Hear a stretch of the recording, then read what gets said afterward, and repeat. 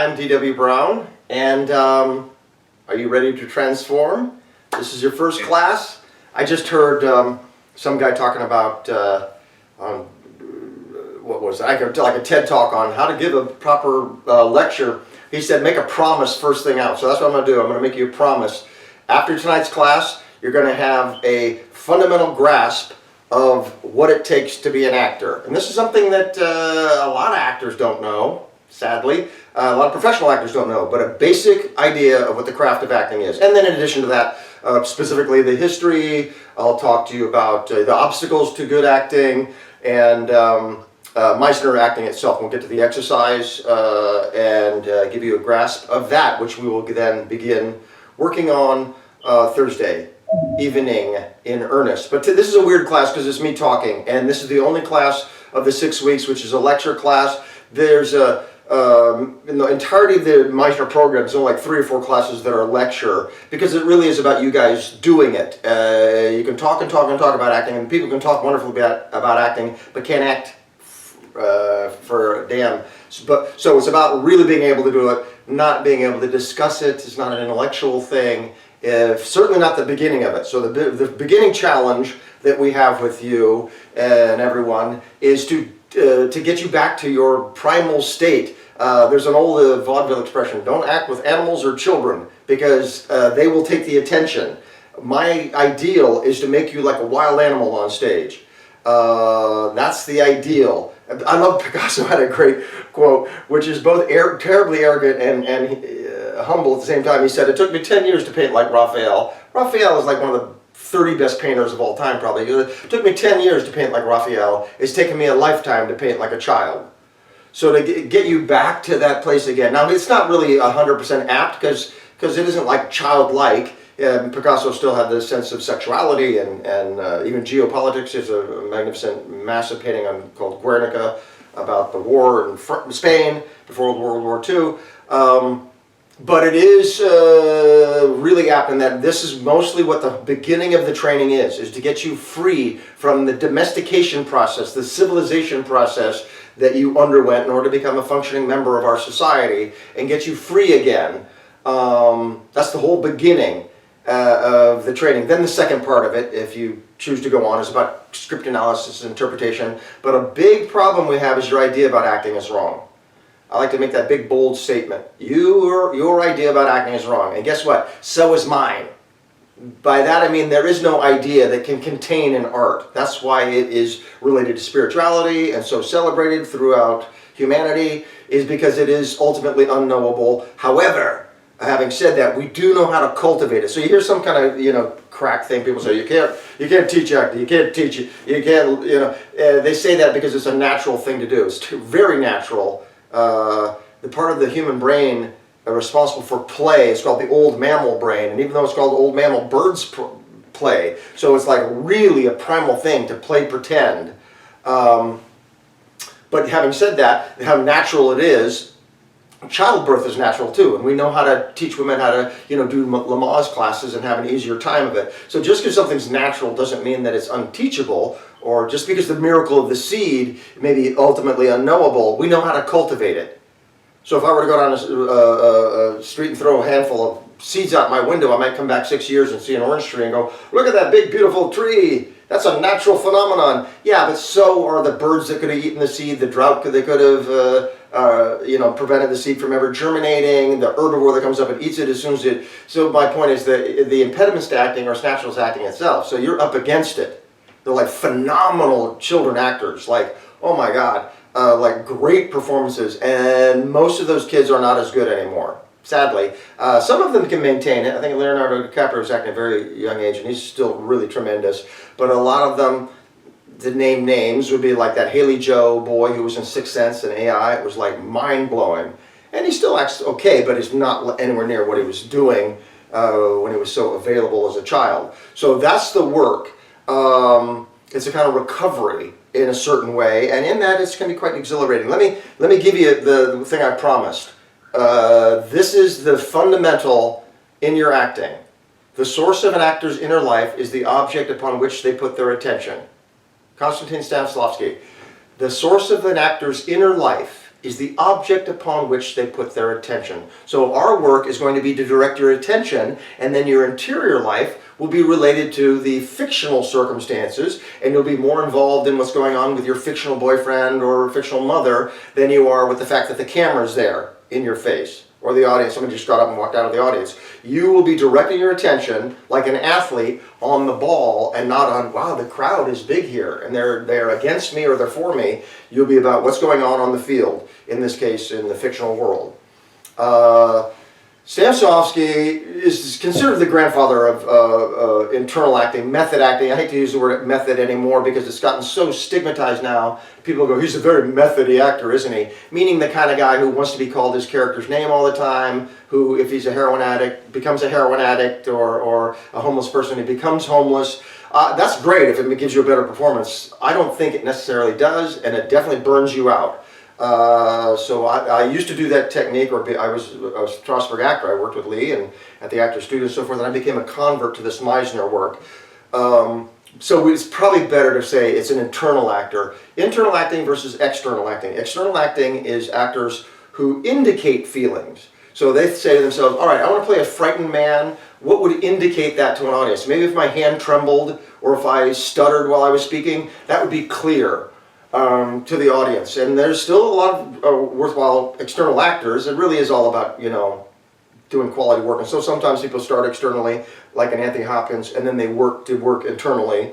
And sometimes vice versa, you have a really wonderful, alive internal actor, but then he has to get his projection and be able to do an accent or do something more theatrical on top of that. But external acting is indicating feelings. You can go on YouTube and watch, type in almost any silent film that you type in on YouTube will be somebody, pretending to go through an experience, not genuinely going through an experience. So with Stanislavski learned from a guy named Duke George in Austria and his wife, and took the work that he learned there with the Meiningers in Austria to Moscow. They started the Moscow Art Theater. The Moscow Art Theater had the genius Anton Chekhov as the playwright in residence, and other geniuses that were in the Moscow Art Theater, von Tongov and all these other people, really wonderful, moving into method acting. Now the thing is that method acting or internal acting, really its time had come because slavery was being wiped out around the globe and democracy was becoming the thing, and it's what they call egalitarian systems, where they say every man is created equal. And so it didn't have to be a play about some grand figure, a king or a saint. It could be a play about a gardener. And so that's what audiences were ready for, and Stanislavski capitalized on that and said, let's have a natural style of acting that goes along with our naturalistic writing. We're trying to be realistic here. And so as part of that movement, George Bernard Shaw, Eleanor Duse was an actress of the day who was competing with an external actress, Sarah Bernhardt.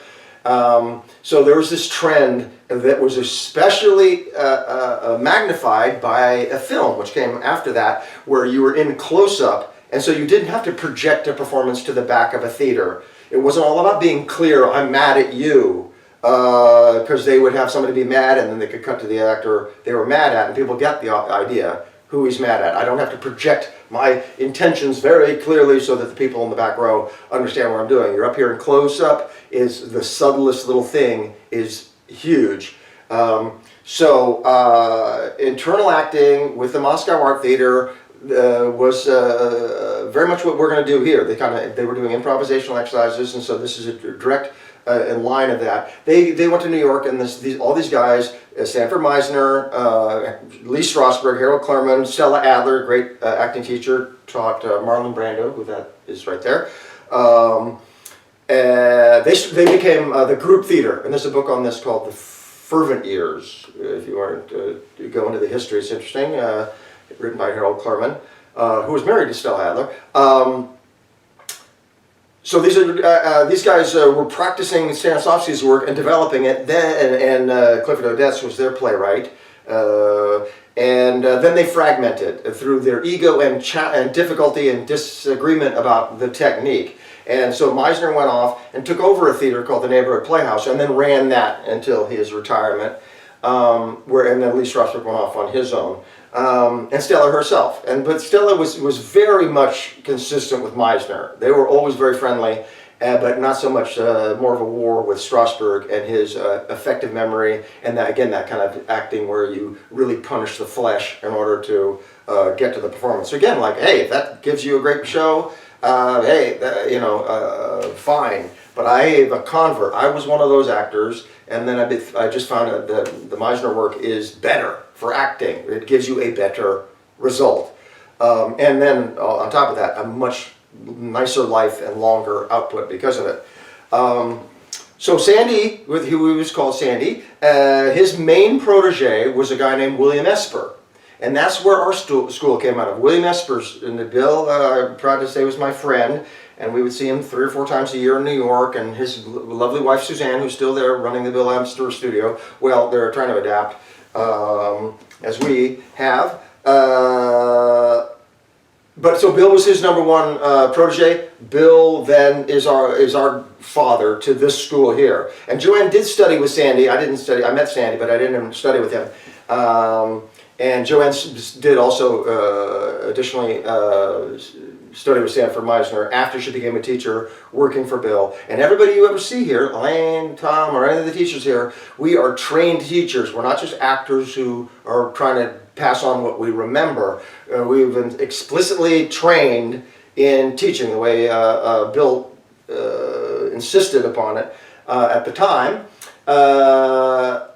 So this is, you're going to get the same training that Paul Newman got, or Bill trained Sam Rockwell, or all these people. You can look at the Wikipedia and see the great lineage that you are now part of by being part of this training program.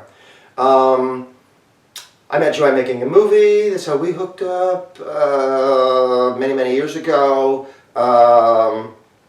So that's the little brief history. The thing itself, remember what I said it was? The source of an actor's inner life? What you put your attention on. So it's pretty profound. I was thinking about giving this speech to you guys, and I hadn't thought about it like so much in the more, because that's the craft of acting, is directing your attention onto the fictional thing and making that the habit. But if you think about how profound that is really,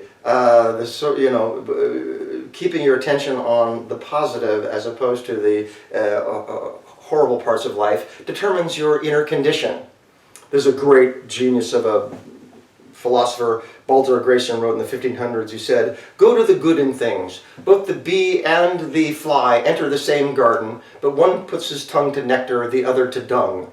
So he's saying, like, why? Yes, it's easy to be nihilistic and look at how awful the world is, and then you're going to get that kind of emotional inner condition from doing that. So that's a side note of advice, to try to cultivate a grateful nature and keep willfully directing your attention onto the cup being full. We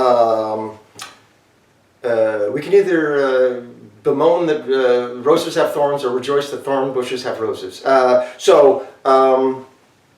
Our purpose here is to, like I say, is to decondition you, is to get you to do something natural. But we have these very powerful obstacles in the way.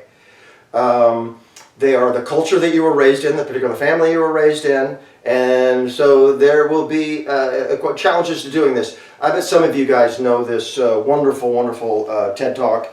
She actually did a second one because her first one was like the biggest of all time in TED when it happened. Brene Brown, The Power of Vulnerability.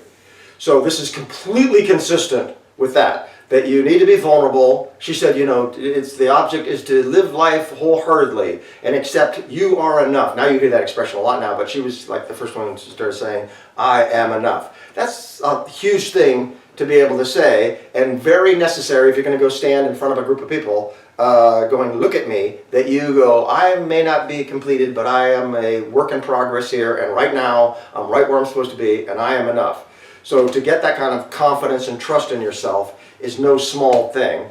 And so you might want to have some way to do it, a craft, a place to put your attention to get this to start happening.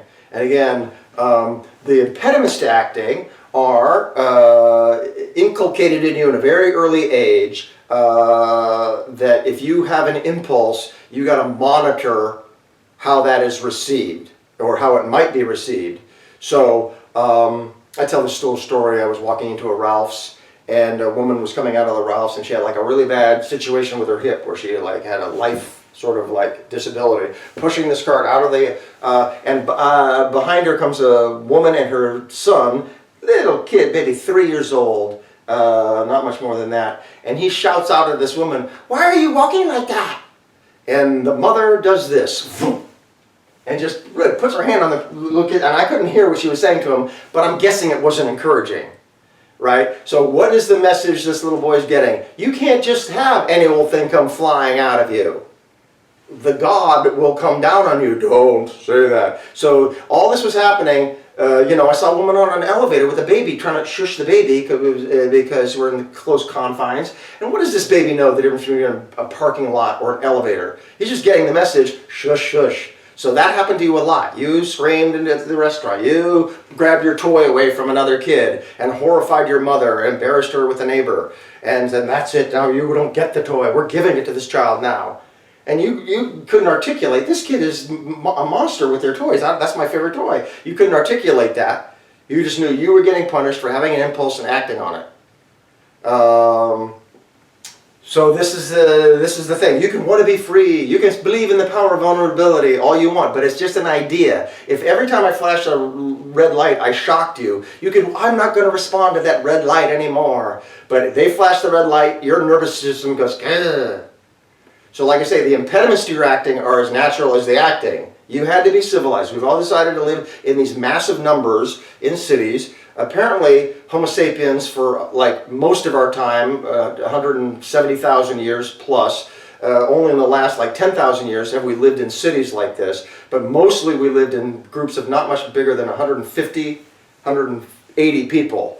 So you knew everybody. This is a weird existence to have to deal with strangers so much. There's still people who live this way, hunting and gathering societies.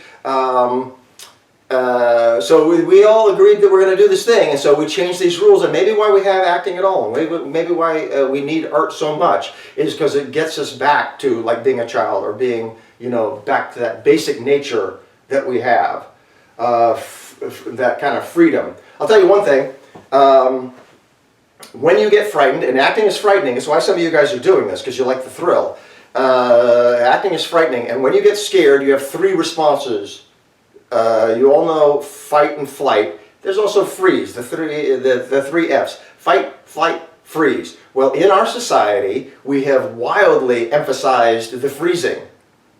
We don't, you go, don't do anything. You're about to pull the hot water down on you. You're about to shout out at the lady with her cart. You're about to stick your fork into the electrical socket. Don't do anything.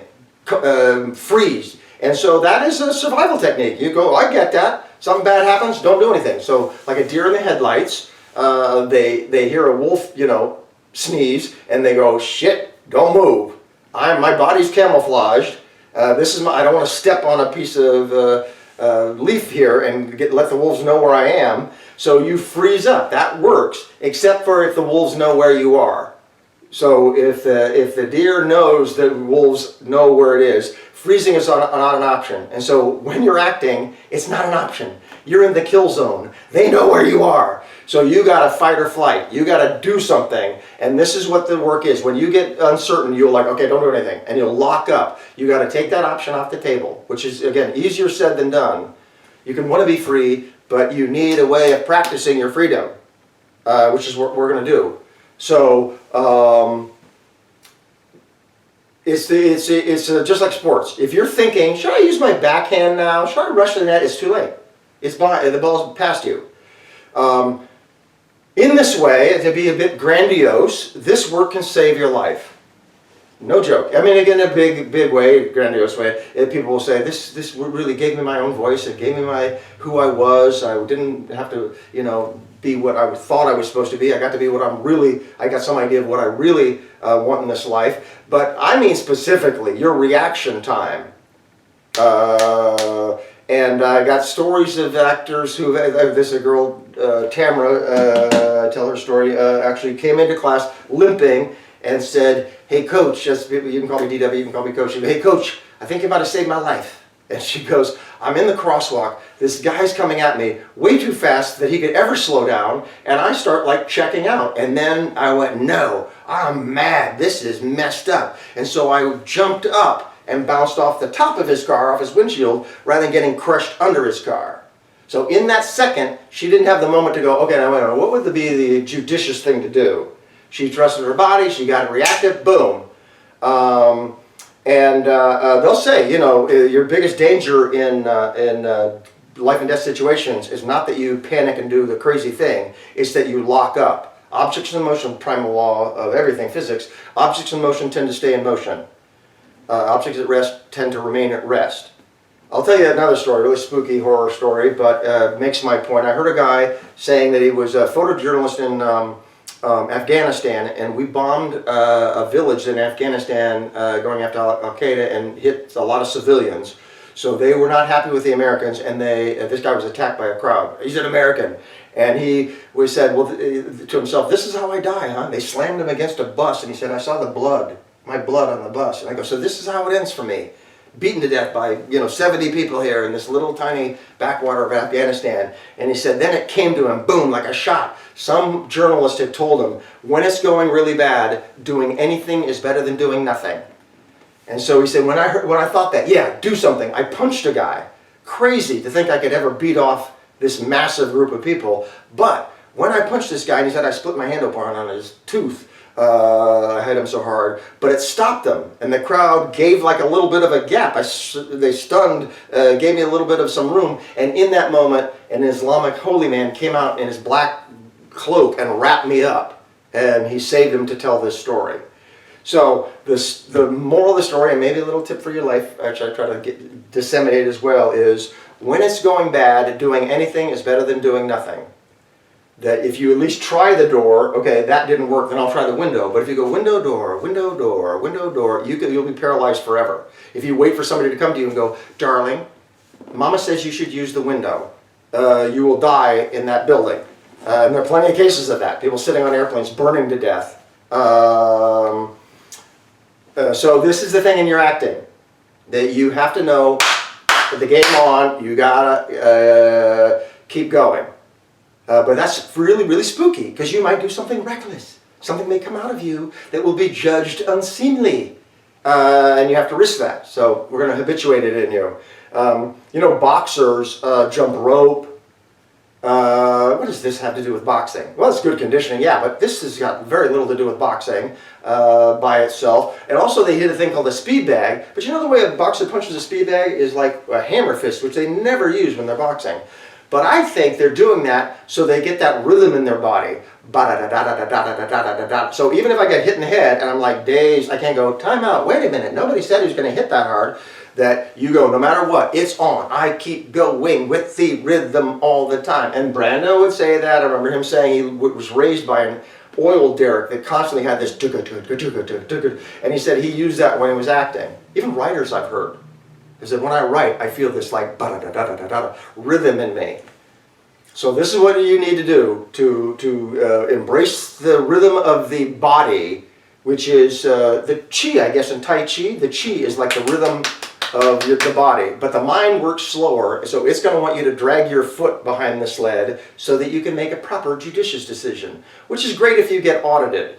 Which is great if you have time to figure out whether you should take legal action against your boss or whatever it might be, but not in the middle of a crane falling on top of you or some sort of like street crime situation, or when you're acting. They say action, bang, I move out. I'm not with my feelings. I'm not with the words I'm saying.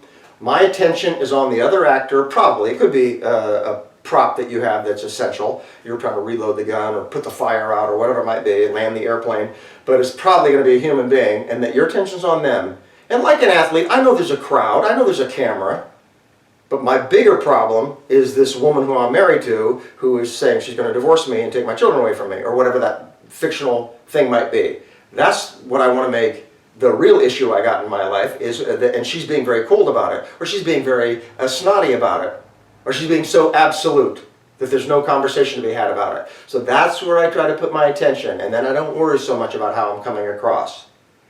When I have a live group of people, I'll say, if I released a mountain lion in this room, you guys would immediately get very interesting to watch. Because you wouldn't be concerned with, how am I coming across? You're all about, where's Kitty? And if it was like curling up in the corner, okay. And if it was coughing blood, oh dear, it would change the thing entirely. If it's looking right at you and hissing, oh my God, it gives you a different performance. So that's the secret to acting. That's all there is. But it's quite hard to do it. Because again, you've been punished when you didn't have an awareness of that it was a formal restaurant versus the parking lot. Or that it was this woman your mom's trying to impress, whose kid has your toy and is taking it apart. Again, easier said than done. I can talk and talk and talk about it, but it's about when they flash the red light, not letting yourself do this, but do something else. And then you get it in your body. And I'm going to talk to you, we'll take a little break at some point, and then I'll, after that, talk about the exercise. And the exercise is to get you to get like kind of psychical memory. The way in athletics, you like practice your move. In wrestling or football, they practice their footwork so you never cross your feet, so you don't trip on your own feet. In martial arts, they have these things called katas. Actually, Tai Chi is a martial art, where you see these people doing this. That's the idea. So if somebody throws a punch at you, you're able to respond to it like that. So that's the idea. We run these exercises so it becomes instinctive for you. And people will say to me, I was terrorized. Oh my God, I was so scared. My stage nerves were so bad. But when it got down to it, I was able to put my attention on the guy playing my dad. Even though I was scared when I met him as an actor, because I watched him my whole life, but I was still able to, and I was, as good as anybody there, because I had a technique. I could trust my technique. Unlike my sport metaphor, this what I want you to do, like I say, is natural to do. Taekwondo or football, those kinds of things, those are not natural things innately for Homo sapien to do, but acting is. We naturally play pretend on a very, very primitive level. So that's what we're going to do. We're going to try to recondition you so that you can jump in and play pretend in this spontaneous way. The obstacles to your acting are that you were, again, told not to do this. You were told, don't be free, don't be spontaneous. You come from a family like mine, you were told, don't have feelings at all around other people. So I come from like this intellectual kind of family. I have no memory of ever once having an emotional conversation telling anybody in my family, I'm really upset. That just was not done. If you were ever in an argument and you got upset, well, you just lost the argument, didn't you? Because you got upset. Now, nothing you say has any validity. That's a classic kind of thing. Most cultures, I think, have that. But there are some wonderful cultures like Greek, Italian, Mediterranean. For whatever reason, the Mediterranean culture there, they maybe they're allowed to be a little bit more free. And you can tell your mom, I'm mad at you. I know, but come over here and give me a kiss. But having said that, there's like great Asian actors that come from very repressed cultures. Scandinavian cultures, very repressed, can have like phenomenal actors, and of course English actors. So it doesn't mean you can't push through your cultural training at all. But the classic New York Italian, New York Jew actor may have just a little bit of a leg up on their freedom, because they were allowed their feelings. But that's one of the things you're going to be up against, that you're not supposed to feel things. So you have to monitor yourself so that nothing comes up that is like you belching or emitting, smelly gas that is going to make people unhappy around you. The fear of attracting unwanted attention is very big. So you'll like play low-key, camouflage yourself. There's another thing about that which is really great. Mary Montessori, a genius in education, she said, we must teach our children the difference between good behavior and bad behavior, but we must not get them to equate good behavior with passivity and bad behavior with activity. So they'll say, I don't have children, but they'll say, catch your kid doing something good. Don't just always be going, no, no, no. Well, that was good that you did that. Because naturally a kid will go, well, I just won't do anything. I won't try to do anything. I won't get punished if I never reach out and try for anything. That's the safe way to go. So this is the kind of training that is an impediment to your acting, but we can break through. We can push through that by going, nope, you got to do something active. Nope, you got, and we retrain this thing that as much as they repressed you, unless there was like actual neural damage, They couldn't take that life out of you. They just trained you to like, don't respond, don't let yourself be seen. And in that way, that's the big challenge too, to be seen, to allow you to say, I am enough and I will be seen in my fullness. And you know, people, you give the really strong message, no, we don't want to see all of this. Specifically, I'll give you a couple examples. Specifically in our culture, women are discouraged from being upset. I'm sorry, women are discouraged from being angry, and men are discouraged from being upset and frightened. So I heard this thing fairly recently, is that a day-old infant is treated differently if it's a male or female. So babies will instinctively grip, so it'll grip your finger, a baby. And if it's a boy baby, people are much, much more likely to tug on the arm if it's a boy. So they're right away going, show me some bicep, kid. And they, all right, oh, it's on, huh? I gotta be, struggling with you a little bit here. And the little girl they don't do that with. So then he reaches for the rolls across the table, attaboy. She reaches for the rolls, and you go, honey, I'll get them for you. And the little girl like, okay for him to do it, not okay for me to do it. And I see mom handles herself this way too, so that's the way it seems to be. If I get angry, it's bitchy and frowned upon. And then the boy, their problem is that they get scared, and the little girl gets scared, oh honey, that's cute. And he gets scared, and be manly. They're a bad reflection of the men in this family. And so you get the, ooh, this is not okay for me to show that stuff. I, of course, have it, but I can't let them see it. So you got mom going, I'm not angry. And you go, all right, clearly she's angry, but we have to deny that. And so then it goes into like the shadow, or what somebody else calls it, the disowned parts of yourself. So this is, people will say in this work, everybody should do it. It's a kind of recovery. To feel your feelings. Of course you're feeling them, you're just not allowing yourself to fully be aware, and therefore they can be perhaps come out in a sideways way, again, or you take it out on yourself or some innocent, and it gets acted out in some way. So this is why people say everybody should do this work for a couple of reasons. That's one of them, is to, the ancient Greek society, which is all our society is based on, they said it was basically based on two pieces of wisdom, and that was all things in moderation, called the golden mean. So you just like be moderate and you don't overdo anything. And then the other one I'm talking about is know thyself.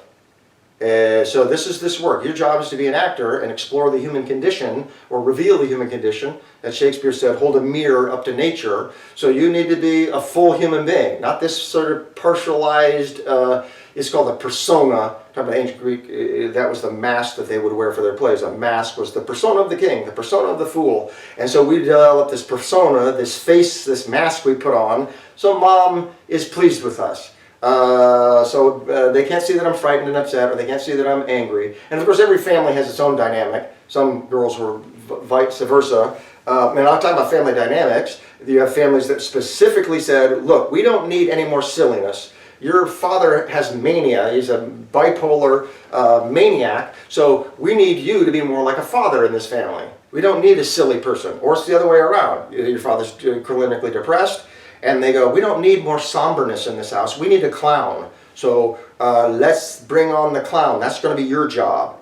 Really amazing stuff how this is, all these dynamics are at work. They say even the kid who acts out and is a problem kid, crashes the car or whatever, maybe fulfilling the family dynamic by getting everybody together to worry about Tommy. So yeah, his life becomes a nightmare, but he is keeping the rest of the family together, which otherwise might have scattered. So we can bond. Mom and dad have something to talk about now because they're so worried about Tommy. And Tommy gets, yeah, that's my job, is to be the source of their obsession in a way. So I don't get to have my lightheartedness or whatever. That's not going to be accepted. But to be an actor is to be all of yourself. So it may seem when we get into this stuff like I have a lot of rules, but really you got to believe me. We want your freedom. We want what you really are. There's a great thing, you could look this up if you don't already know this. It's Martha Graham writing a letter to Agnes DeMille. They're two choreographers. And Martha Graham said, you have to keep the channel open. It's not your place to judge whether what you have to offer is worthwhile or not. It's yours to express it openly and directly. If you do not, the world will never have it. It will be lost forever. Keep the channel open. So we're going to, through a technique, help you open a channel and it's really, again, not so much what we want you to do, it's what we don't want you to do. But my point is, we do want your freedom. And even though your mind may put up a struggle, I don't get this, there's so many rules, or I'm confused. Yeah, let it be confused. Again, it's not going to be about you understanding this. This is not an experimental acting technique. Sanford Meisner, this is almost 100 years now, been doing this. And Joanne and I have been doing this for several decades, so we know this works. It may seem weird when you start doing it. You may have that feeling like, is this really how you learn how to be an actor? Yes, it is. So you have to, just like the Heimlich maneuver, you go, yes, this is the effective way that we have to clear your airway. There's this thing, part of this idea you have about yourself that's problematic is a terrible thing at work in the world, is learned helplessness. I don't know if you ever heard this. You get this whole terrible thing.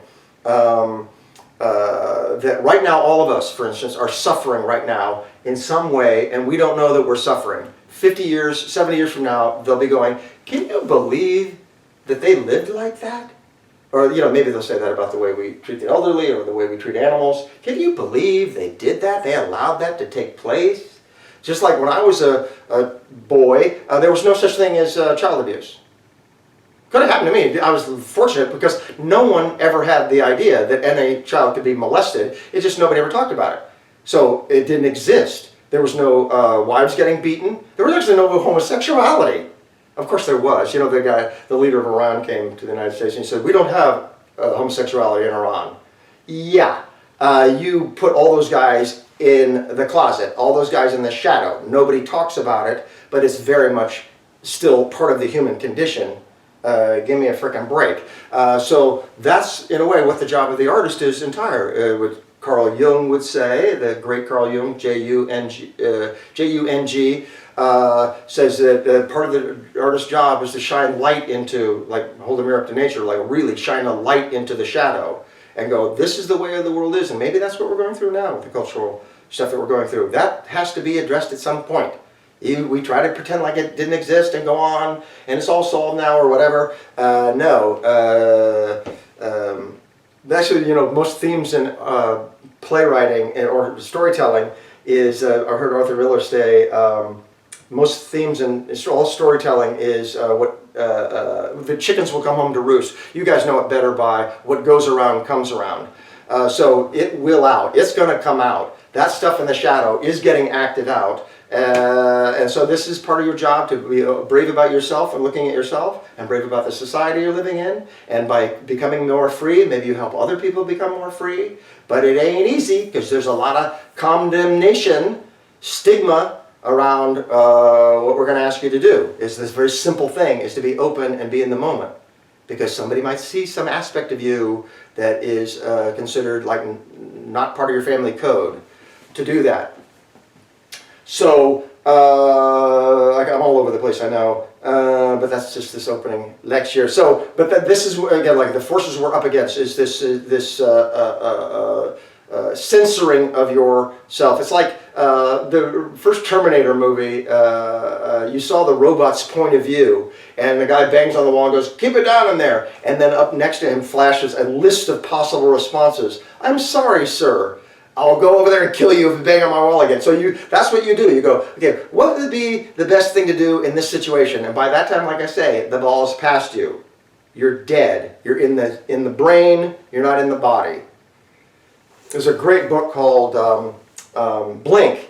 It's like Malcolm Gladwell does all these fantastic books. I think I've read all his books. And he assembles all this different stuff on a single topic from experts. And the topic in Blink is this powerful supercomputer that we have that we're unaware of. But over millions of years of evolution, of survival, we have this instinctive thing. And so people will say, I got a funny feeling before it happened, because you were picking up all these clues, but you were not yet conscious of them, because they were all working on you. So you see, sleep can be very valuable. Is think about a problem, go to sleep, and wake up in the morning and go, if I flip a coin, do I want it to be heads, I take that job, or tails, I don't. And make an instinctive decision, because you've been working on it while you were sleeping. But the problem is you don't have direct access to that. So it's in the society, we go, we have no good reason to worry about this man. He has a nice costume on, but you can feel there's something wrong in my stomach. Part of that is another thing, another book like that called The Gift of Fear, where a guy, Gavin de Becker, has this study. It's called The Gift because to get yourself out of trouble, you just trust yourself. And I love what he said, like for instance, he said, when people say the dog didn't like the guy, I think it's more likely the dog didn't like you around that guy. Mommy's acting weird. Normally she would have pet me, but she didn't. Because you're aware the guy just broke eye contact or didn't break eye contact. He just made a little shifting of his weight. He said, I guess we're going to have to, and that's called force teaming, making me and him a we. That's a weird thing to do with a guy you've only known for 5 minutes, right? And so you get this instinctive feeling, and his thing is, these guys just say, like, you can trust that there's something powerful at work there. But the brain and the modern society, you have to have a reason. You have to be able to explain that to your mother why you did that thing. I bet very few of you guys ever had your mother turn to you in a difficult situation and go, run. It probably just didn't happen, but again, like more than 100,000 years ago, that happened all the time. Because here come the wolves, here comes the enemy tribe. She'd go, run. I can't help you now, you gotta run. And you go, okay, it's on.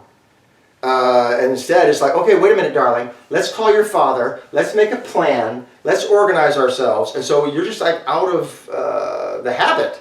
You still have it in you, but you're just out of the habit of trusting that spontaneity in this way. So you need to make that profound adaptation that when you act, it's different than life. All the times I'll do the exercise and people go, but I wouldn't do that in life. And I go, I know, because you live this disconnected life of quiet desperation. You, in your acting, it's more vital. You live life at this high extreme of reality, not the way we've all agreed that we're going to walk around like zombies and robots and polite people. It's what we'll call this like vital acting, is to get that vitality into you. I'll hit you with it right now. I have a sentence I came up with for after my years and years of teaching. Here's the sentence I came up with. This is my directive to actors. Be a tuned-in, vulnerable egomaniac with massive empathy.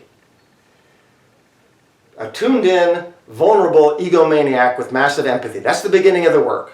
And you can make a career doing this, just the first part of this work. Oh, I jumped over, this thing about this technique is that and when I say like 2 years, people are like 2 years? I need to go work on this for 2 years? No, it's not like a doctor where you need to get a diploma and then only then can you practice your doctoring. Anytime you put into this class, unlike maybe scene study classes where you can get good at a scene but it won't necessarily translate to other scenes, and even the problem with scenes is that they can cover your issue. You go, oh, that was great, that funny wooden character you played. No, she's wooden, she can't do intimate scenes because that's her acting problem. And you thought it was like good because it matched up with the character of a disconnected person she's playing, but it's not actually good acting.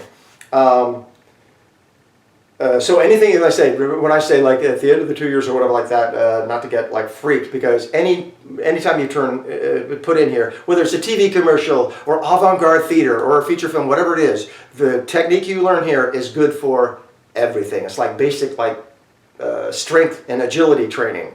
It translates to all the other sports here. So, my sentence, be a tuned-in, vulnerable egomaniac with massive empathy. The tuned-inness, being tuned in, being hip, being savvy, being, what they call emotional intelligence. Really key thing. One of the best things you can get out of why everybody should do this work is because so many people are living up here and trying to come up with the explanations rather than awe. And whether you're playing a lawyer or a doctor, you don't do it intellectually. Nobody wants to see that. It's so weird how we aggrandize intellect in our culture. He's so smart. He's stupid. Oh, that's so terrible. But how we actually feel about smart people. If I were to do a play or a movie and I go, hello everyone. As you know, I have a genius IQ and I'm going to be your instructor for this evening. You'd be all like, I hate this guy. I hope something bad happens to him. So we know the Nazis were like really intelligent. So you don't want to be all that intelligent. Don't think it's so great to be as an actor. You want to be gripping, compelling, and it ain't going to be like what you were taught about how smart you are.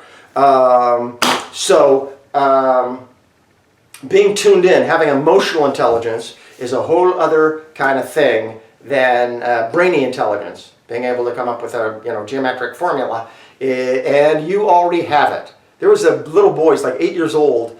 This is like not that many years ago, I guess, because I think he was on the Ellen show, and he had a book on love, romance, and he knew nothing about even like the basic birds and the bees, but he knew what he needed to know. Girls like presents. Sometimes people get angry at you because they like you, and like the basic things you already know. You just need to get this kind of like recovery to that. So to be tuned in when somebody says, I'm fine, they're lying to you.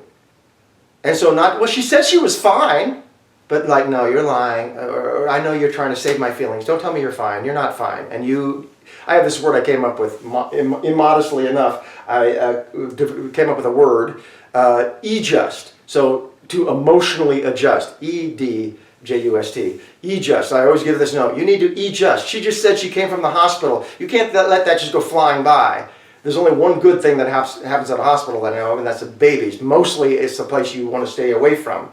So when she says, I came from the hospital, you need to E-just. Oh my goodness, what were you doing at the hospital? Then if she says, my sister's having a baby, oh, great.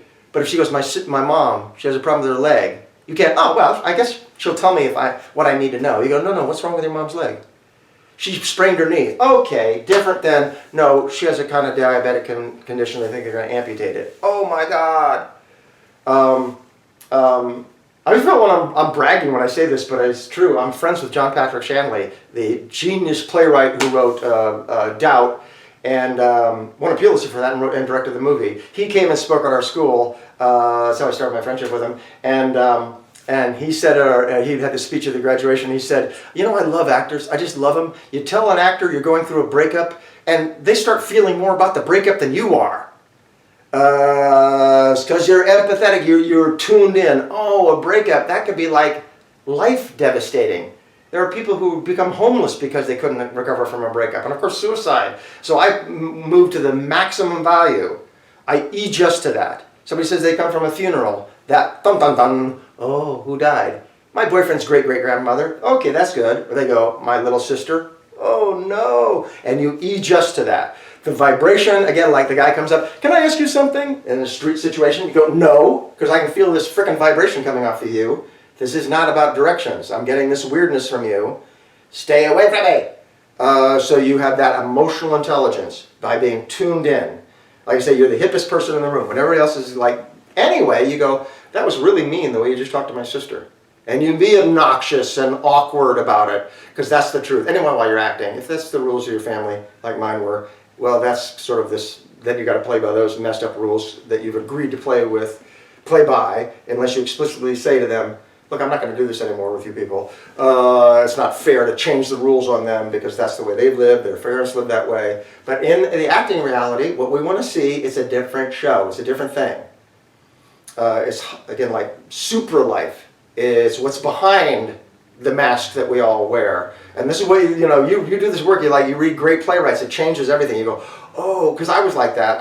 I go, why would people be into Chekhov or Strindberg and these people? I did the training and then I read them and like, oh, I get it now. It's all under the words. The big danger, people, I'll tell you right now, is that, and what you may be right now smarter than most actors, maybe really, most actors, certainly a lot of actors, if you get, acting is not saying lines. Acting is not the delivering of lines in a certain way. Oh, I'll tell you what acting is. I have it right here in my book, actually. I have some definitions from people. I have a book you do. You can act. You can act, and then this is the real book, and then they have another book, You Can Act on Camera. But these are the basic definitions of acting. The audience should get the impression not of a play composed and finished by an author, but rather a series of real events taking shape before them. George Bernard Shaw, who I mentioned before, one of the great playwrights of the English language, St. John and others, he said, the function of the actor is to make the audience imagine for the moment that real things are happening to real people. Real. John Barrymore, who's Drew Barrymore's grandfather, is the theatrical family, he said, acting is the art of saying a thing on stage as if you believed every word you must utter to be as true as the eternal truths of life. It is the art of doing a thing on stage as if the logic of the event demanded that precise act and no other. and of doing and saying the thing as spontaneously as if you were confronted with a situation in which you were acting for the very first time. So that's the job description. Another version of that, really basic, is George Burns, this guy, said, acting is about being honest. If you can fake that, you got it made. Another one of those, Martin Sheen came and spoke at the school, and he said his best advice on acting came from this guy, James Cagney, who was like this guy. He did gangster movies, and he had this certain way of talking. People do imitations of him. You dirty rat. And he said, he did a play with him, and he said, tell me something about acting. He's a very young man. And he goes, you're doing great, kid. You don't need my help. And so he said, the last time I was with him, I said, come on, give me something to go away with. What's your best advice on acting? He goes, you want to know something about acting? Don't get caught doing it. So like the idea, like in this modern world, be natural. Don't look like you're acting anything. Be real, what George Bernard Shaw says. So be yourself. But to be tuned in, which again is a natural thing you have. It's been trained out of you, because you were all like, oh my goodness, and they're like, don't be such a baby. You're just making it worse. See, this silly thing. People go, I could act. I act all the time. Yeah, you're a liar and a phony, and that's not what acting is. Acting is being truthful, more truthful. So really, to be childlike again is there's an age at which it's impossible for children to lie. And so it's to get you back to that, so you're so wedded to the actual truth that it just comes expressively out of you. I've seen doing a lot of psychology, and one of them was a film on these children. They were showing this process by having them eat unsweetened chocolate, and they go, we're doing a TV commercial, now taste this and tell us it tastes good on camera, right? What do you think of the chocolate? And the little kids couldn't do it. You see them try. They could not form the words, it tastes good, with that bitterness in their mouth. And then they're a little older, it tastes good. They get the words out. And then later, spookily enough, you see the kids, tastes good. And you couldn't tell. It's the act of dissociation. It's one of the big enemies in your acting, is that you're able to cut off from your feelings. Homo sapiens can do this. It's really spooky. It's what allows people who are not psychopathic to commit atrocities in war, because they just cut off. The guy I'll just push the button and drop the bombs. And I'm not even thinking about where the bombs are going. I have the ability to walk away from my family, and that dad was not a psychopath. He was just able to compartmentalize. It's the same thing as dissociation. He compartmentalized on with my new life, and I will just cut myself off from those feelings. That's the opposite of what acting is. And I almost never say never. I say as much as possible, never dissociate while you're acting, because it goes against why you're acting in the first place. So. Back to being tuned in. I guess I've maybe finished being tuned in. So you are hip, you're moving into things, not like disconnecting, being mechanical, dissociating.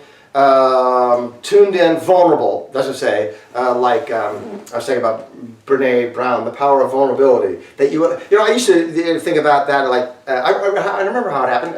Martin Scorsese was asked why he liked working with Robert De Niro. And he went, I think because he's so vulnerable. And I was like, that's not what I think of the raging bull as vulnerable, but he means affectable. I had equated vulnerability with fragility. Not at all the same thing. To be vulnerable is to be reactable. And Darwin said it is not the strongest or the smartest that will survive, it is the most adaptable, the most able to be supple. This is Lao Tzu too. The soft and supple will prevail, the hard and stiff will be broken. Is that you can adapt, that you can be supple, and vulnerable in this way. And so, just look at the natural world. Everything's represented in the natural world. You can make the choice of being a turtle or what's another animal, porcupine, that is all protected. So the turtle has all the shell around it, and you learn, okay, if I put on these steel mittens, I don't have to be burned by the volcanic material or be burned by these children that are so hostile that I have to go to school with, or my overbearing brother. I can wear these heavy boots, and I can go merrily walking across the broken glass and the rusty nails of my life in the brutal world and not have to feel those things. But of course, this is a trade-off. With these steel mittens, I can't button my shirt. And this is an art where they don't want to see steel mittens, where everybody, you don't have a lot of sculptures of people in armor and suits. We want to see nudes, because what you have to represent is unique in the history of the universe, as Martha Graham was saying. We want to see your specific hand, not the same iron glove that everybody wears. So You can be a turtle, but that's not really what Homo sapiens are. We're not like isolated animals like that live by themselves. We are pack animals, and so we need to be like a squirrel or a regular lizard, which isn't protected by armor. It's just a piece of meat there for the wolves to get to, but they're very responsive. I am quick on my feet. I see what's happening and I can go right or left. I'm not all blocked up, because all this life is a trade-off, people. You know that? There's no free lunch, and so every defense you implement, it's got this downside to it, this cost to it. But you know, when I go to the dentist, I want the Novocaine because I don't want to feel the pain. So maybe you were around a painful situation, you go, yeah, give me the Novocaine. I'm willing not to taste the wonderful fruit juice because my environment is so painful. But that's not what we want in an actor. We don't want you living in that mid-range. We want you feeling your feelings. So you need to be able to, at least while you're acting, allow that to take place. Be vulnerable. Again, just go on and on about this. When Joy and I see an actor, it's like the first thing that we will identify. Oh, all right, vulnerable. Or we talk about actors, it seems to come back to that word. Very strong, blah, blah, blah. Vulnerable, huh? I remember seeing Al Pacino talk about Brando. He said, the first time I saw this guy, it was like, oh my God, he was like a girl or something. Of course he wasn't like a girl, it was Streetcar Named Desire, very ungirl-like, but he said he thought of that as a girl could maybe be more free. He goes, I was like, he's got like a girl. I was like, buddy, don't you know people are watching this? Like, how dare you, like, just let people see how affectable you are. So this is the mission statement. If you guys had a mission statement for a long time in your acting, let it be, I will be affected. I will allow myself to be affected. Maybe more, you know, like what you would relate to is to allow yourself to be disoriented in public. Which, if you can remember back when you were a child, that would get you like outcast. What a geek! What a loser! You don't know how to play this game? Oh, you don't know that song? Oh my gosh, she doesn't know that song. And so you get this worldly, like, yeah, whatever. And that's another part of the two main defenses you have from doing this bull ride, getting disoriented and getting your butt kicked in public. The two main defenses you have are dissociation, which I've addressed, cutting off from the truth, compartmentalizing, and the other one's anticipation. Yeah, I knew she was going to say that. I knew you were going to do that. So I'm not shocked. I'm not affected, because I saw that coming a mile away. And anticipation is a natural force in nature, right? So you flash that red light and shock a worm, you flash the light and the worm will curl up. So that's like really a challenging thing. And we try to get around that and you're acting by having you do improvisation. It's not clever, all right, you're two guys in an elevator or whatever. It's yourself though, it's an improvisation, so you can't anticipate what's going to happen.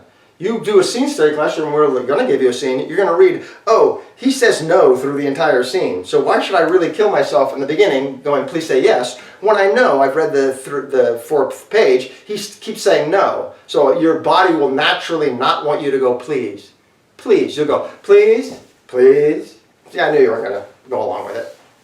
So that's, again, a natural force. You won't want to be, please, vulnerable, please. And hang yourself out there. But of course, that's what we want to see. Really, it's a weird thing to act, many levels, but to make yourself vulnerable in public and to choose to get your butt kicked, to choose to be affectable. If you had a choice to play basketball against somebody, why would you choose LeBron James? Of all the people you could choose, and you can always make it. You want a divorce? All right, fine. You know, there's the other fish in the sea, but of course, that's not what people want to see. They want to see, don't do this. Please don't do this. Even if the guy's playing, I say that's your choice. Well, there are other fish in the sea. Even if you want to see him dying inside, being affected. So you can't go, I'm going to play this 150-pound high school player. I mean, you can make that choice, and then you're not really an actor. So you have to, if some actors, they just like that. I call that being sensationalistic. They just like, yeah, I want to work that way. If you're not that way, that's just one of the talents. You may have many other great talents. Then you have to be willful about it. I know I have to like max the values whenever I start acting. I had a guy become a director who said that was the best thing he got out of the training, is that we push the height of the meaning, the maximum value. It's a breakup. Well, what's the most anybody's ever felt about a breakup? It's a joy about their daughter marrying somebody wonderful. What's the most anybody's felt that? And then maybe you will be presenting somebody who's more buttoned down on the outside, but still you've created this life in them that is what people are paying to see. Tuned in, vulnerable, and then I put these last two together. You really got to put the last two together because I chose that word intentionally. It is a supercharged word to call somebody an egomaniac. But if you say an egomaniac with massive empathy, that like, whoa, okay, because you think of egomaniacs as narcissistic or even psychopathic, being completely self-centered and not caring the damage they cause to others. But I mean egomaniac like a child or a wild animal. They don't need permission to be alive.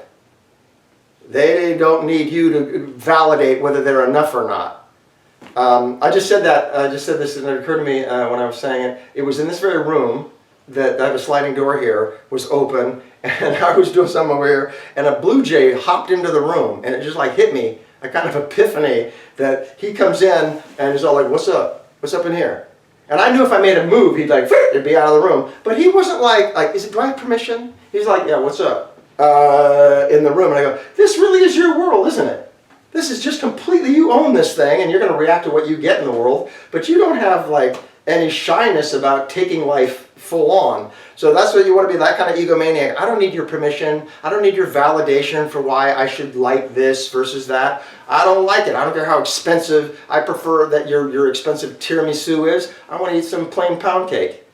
That's certainly pound cake. That's like $1.50 for the entire cake. I don't care. I don't need your permission to like or not like something. As soon as you start feeling pain about what I'm doing, though, that I will take in. If I'm causing you discomfort, I am empathetic, like massively empathetic. And that's how you will become gripping to an audience. Maybe you will play somebody eventually who doesn't have massive empathy, but usually not. Usually people don't play, when they play psychopaths, they actually don't play them like they actually are. Mostly when we want to connect to somebody in a fiction, they have massive empathy. Even if they're a hard guy. I still feel bad about the guy who's being mean to the bartender. Even though I don't go, hey, leave him alone, you can tell the character feels really bad about it, but you're just like, I can't worry about everything. So you have massive empathy and this kind of bravado. It's tough to put that together. What's tough to put together is humility to the craft of acting. This is it's not my own thing. I've heard other great acting, it was actually Laurence Olivier I heard mention this. The very difficult equation to put together in acting is humility to the craft, and yet when you're acting, bravado. So you kill yourself getting the accent right and memorizing your lines and doing everything you can to be good. But then when they say action, you go, I can't lose. I'm going to be just great. To put those two things together. Speaking of which, I jumped over something I need to tell you. The 3 Ps. Absolutely. Joanne mentioned it. She was addressing it in her speech. Professionalism is your first P. We are here to teach you acting, yes, certainly, but also at a professional standard. Sometimes I'll say, I think I'd teach a different class if I was teaching in Dallas or some other place. But where we are right now is the mecca of show business. There's more money here. Maybe now in Beijing there's more, as much or more, but there's more money here being changing hands because of acting than anywhere else. Here in New York, and that's like it mostly. And so I think like, okay, I'm going to be training you guys to go out there and try to get parts away from producers and directors' children. I think I'm like a drill instructor training you for real combat during wartime. Not just the exercises, but you're going to go out there and take real fire. So we take this that way, that kind of seriously. And there is this reality about show business, is they don't kid around when it comes to professionalism. I just had this thing happen. I was having a guy work on a sprinkler thing. I wanted to know the sprinkler was leaking, and I wanted the guy to come out and fix the sprinklers. And he canceled like half an hour before he was supposed to be here. Then I go, all right, let's reschedule it. He did it again like an hour and a half. And I go to Joanne, that guy it would be over show business. I say that to somebody, you know, he canceled twice within 2 hours in the last minute. They go, that's it, it's over for him. Blacklisted, over.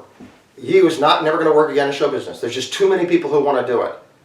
I had a guy tell me, you need to tell your actors that we are not going to call them up and tell them we didn't bring you in on the part because we'd heard that you were 5 minutes late on another job. We're not going to call them up and tell them that. We're just not going to call them. So you're like, I guess there's no parts for me. No, you were a little bit unprofessional.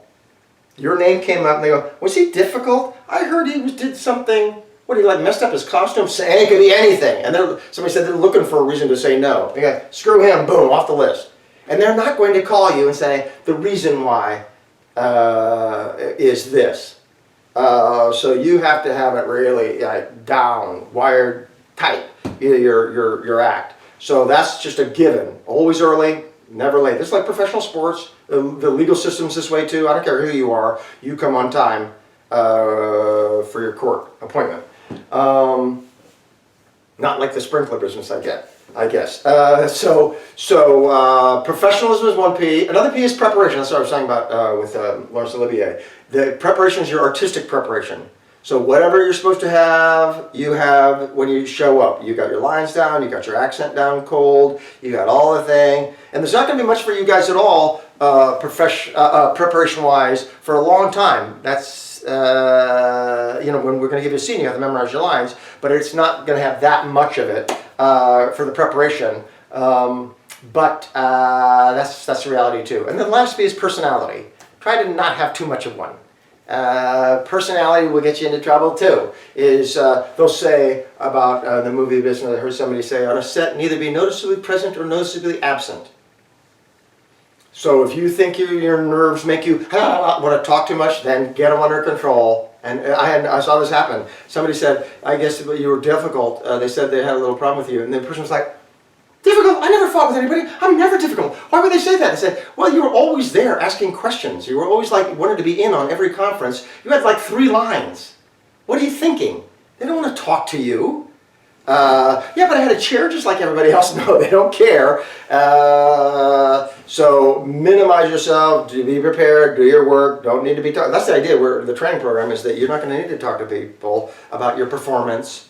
What do you think they should do? You go, I'm going to bring it. I know how to construct a performance and bring a performance. And if they want to adjust it, that's great. If not, that's great too. That's fine. I'm not here to be spoon-fed my performance. I'm a professional.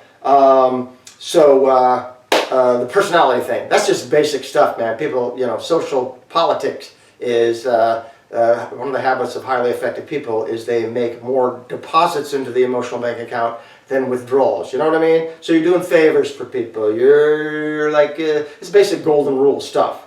Your personality, they go, what about that guy? Yeah, I heard he was really a lovely guy. All right, let's bring him in. Let's give him the part. And that's how the call comes, and rather than doesn't come, because and maybe on that I'll tell you, it's so competitive. There's a thing on now, Showbiz Kids, which is really harrowing about what it's like to be a child actor. Really sad. They Evan Rachel Wood, who's been able to maintain being a lovely actor from acting at a very young age, but she says, if you know a child actor, you probably know somebody who has an idiosyncratic talent for something that you do by yourself. Because when you're a child actor, you spend a lot of time by yourself. Because mostly there aren't other children in the production, and so you learn how to juggle or hula hoop or something like that. And she said, in this business, you know that you got to be able to take a lot of abuse, because there's other people who are willing to take the abuse, who are going to step in if you don't like it. So that's the reality too. You may have to eat crap. But when you get in front of the camera, it's a whole other thing. It's confusing. Like I say, it's maybe like a football. On the field, you are a holy terror, but afterwards, you take your helmet off and yes sir, no sir. There's a quote, I think it was either Flaubert or Baudelaire, who said, he used the word bourgeois, but that means conservative, so I'll say conservative. He said, be conservative in your life so you can be revolutionary in your art. Be conservative in your life. So I'm professional, I minimize my personality, I'm prepared, I'm a good soldier, I'm conservative, so I can be revolutionary. When I act, I put on the pads, I put on the helmet, and watch out, because I'm not going to play nice with the people that are in the scene with me. And it's hard to put those things together. Yeah, there's people that are wonderful in aliveness, but you don't have to be a monster on a set. And there are plenty of people, I can tell you the names of them, who don't work anymore because they were just too much of a handful. They were too unprofessional.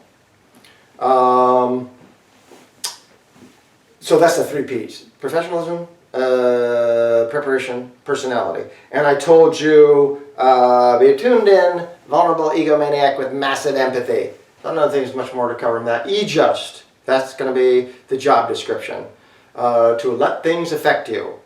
To jump in and look to care. Meisner said, look for the truth and the lie will show itself. Rather than the way we live,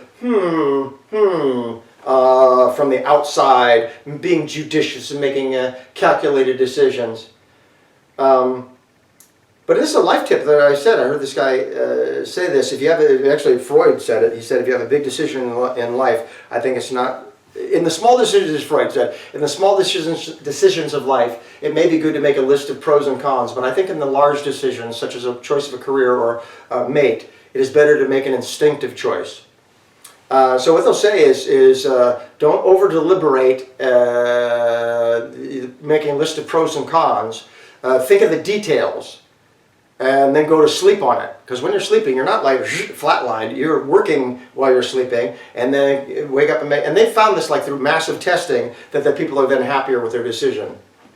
Just one of those, just tangentially, they say that people always make the mistake of commuting so they can have a larger space, and that is always a wrong decision, versus almost always a wrong decision.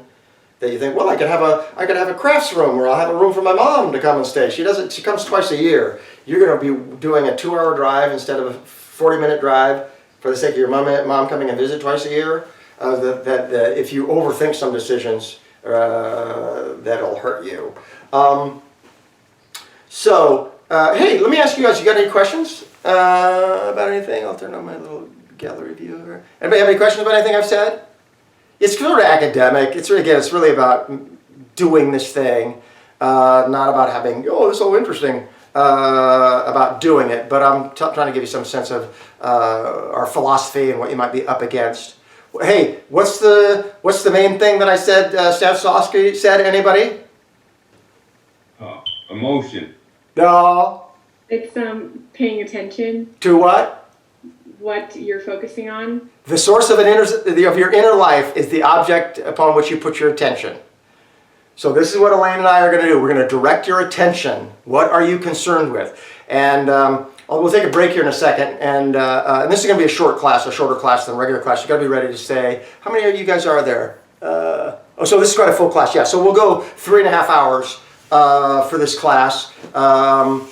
If you need to leave after 3, you can mention it, and we'll put you earlier in the lineup. But you're going to work every class, and we'll go 3.5 hours. But this will be a short one because it's the intro.